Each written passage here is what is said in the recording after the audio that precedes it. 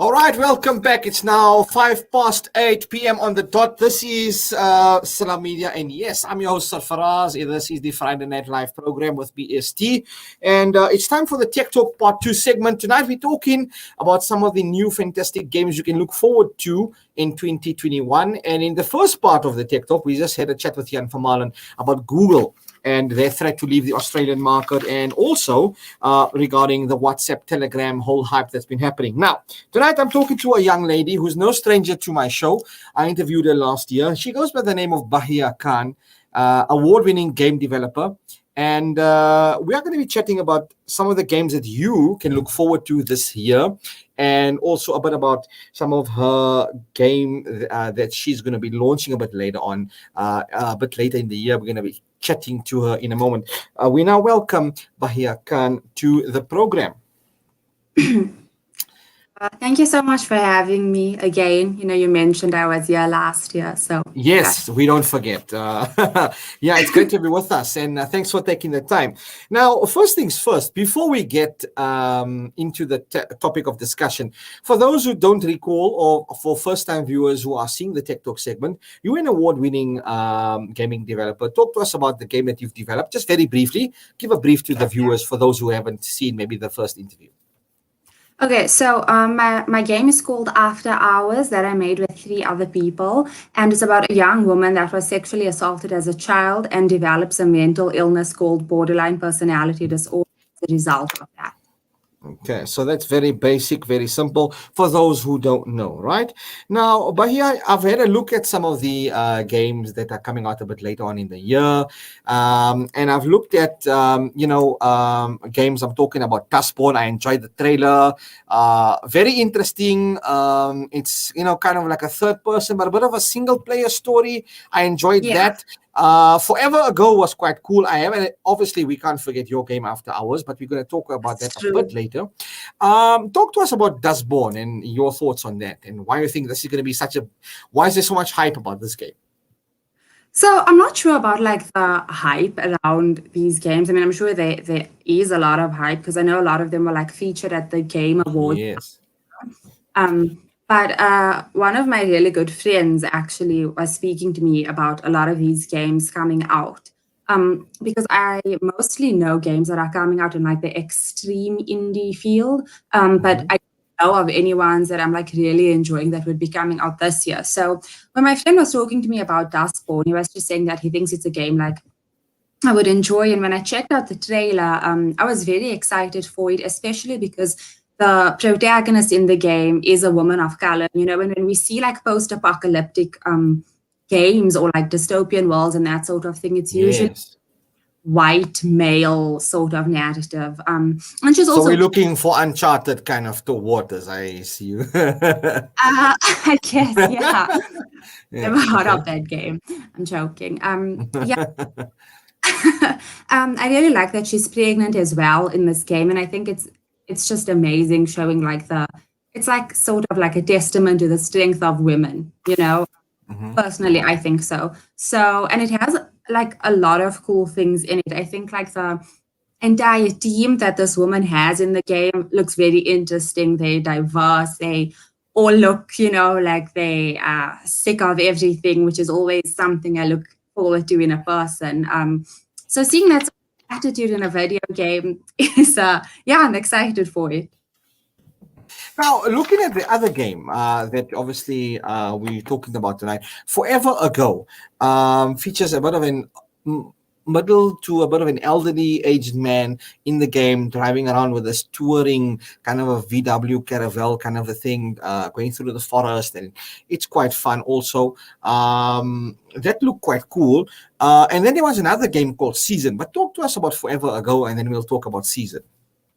So I think that the common thread for me in all of these games is that the protagonist feels unconventional, So with Forever Ago, the protagonist is an old man, which I also thought was cool, because I haven't really played any games with a particularly old man who doesn't have combat skills and things like that. And what I gather from the trailer is that something really bad happened, and this man goes on a sort of road trip looking for redemption, and I don't know, I'm always a sucker for that sort of story. So, and I think all of these games that I mentioned, the like artwork is exceptionally beautiful. It's all very different from each other, and I'm just really excited to see like how much games can keep pushing themselves.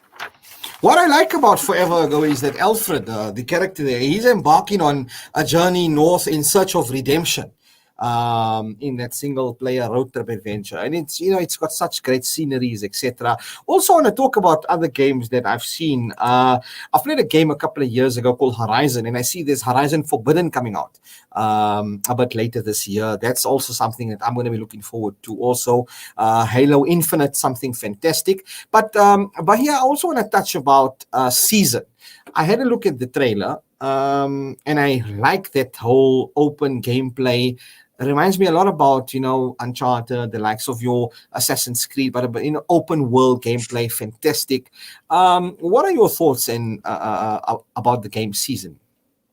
So I think that like what it does really nicely, based off the little bit that I could see from the trailer, is that it explores a culture I'm not familiar with at all. It doesn't feel like a conventional sort of narrative. And I think how they speak about I mean, we have again a person of color as the protagonist, and like how their culture, at least for the protagonist, can only last for a season. They're only alive for that season, and I think I don't know, maybe it's my art school degree coming out here, to sound extremely pretentious as I must since I'm on the radio.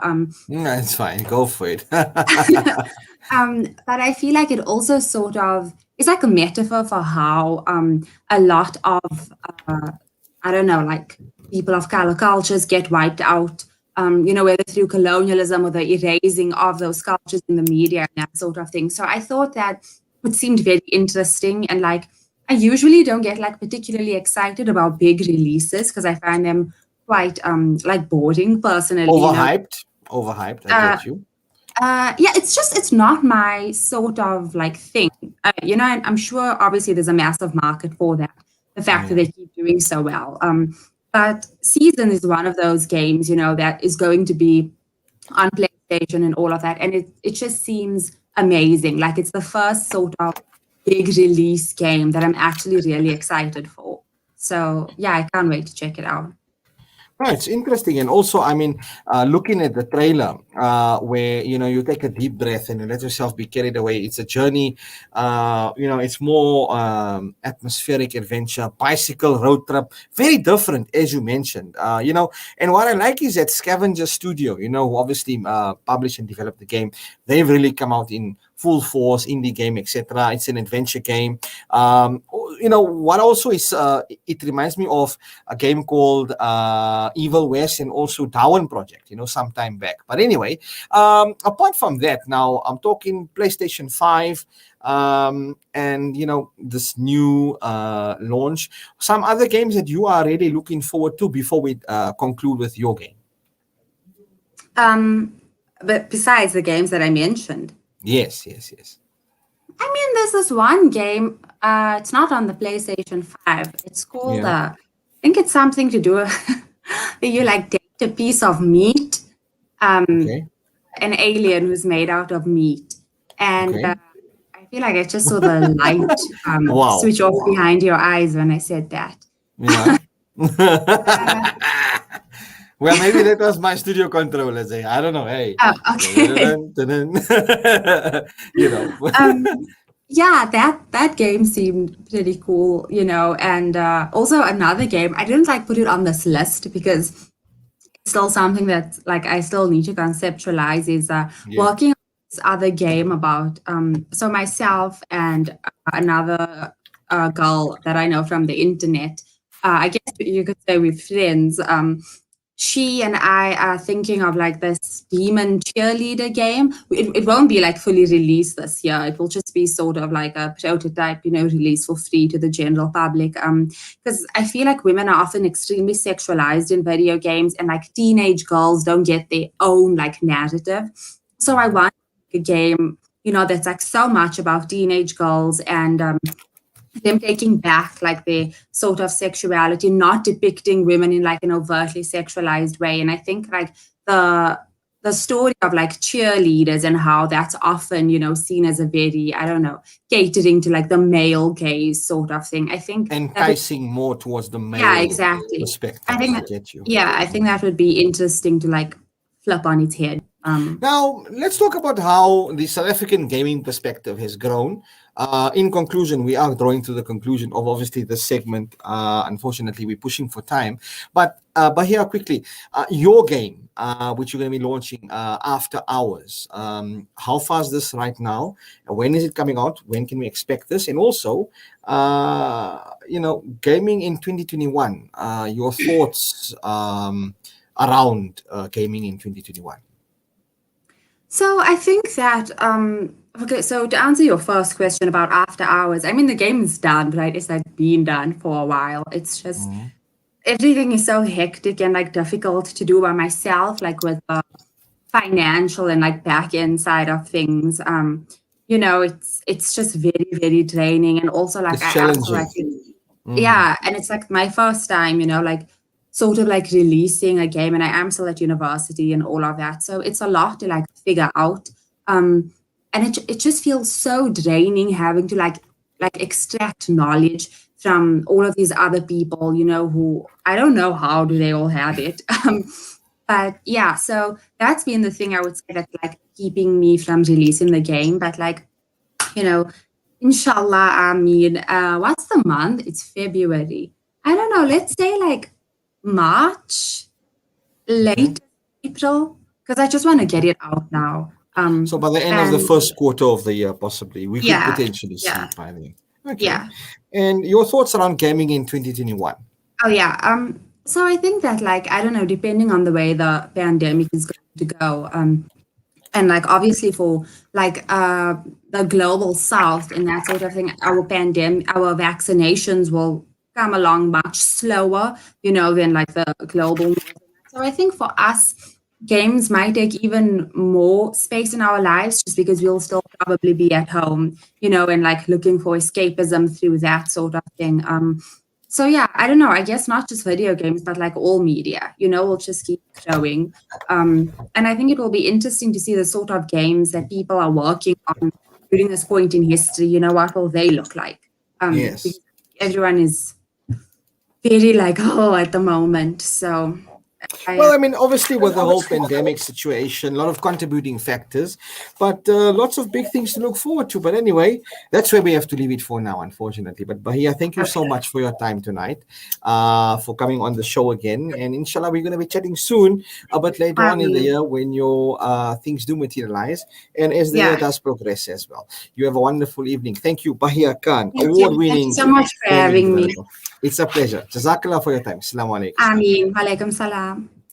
So that was award-winning game developer Bahiyya Khan, and we had a quick chat regarding a list of games that you can look forward to for the year 2021. There's so many to talk about, guys, but wow. Oh, and by the way, I did mention e-gaming on Friday Night Live with ST. It's a concept, something new, something that I'm bringing, and my team is amped about it. You guys just prepare yourself for e-gaming on Friday Night Live.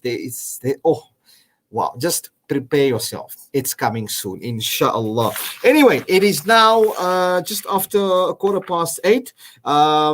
We are going to be back in a moment or so, and we're going to be speaking to football journalist Len Moleko. Stay tuned and keep it locked right here.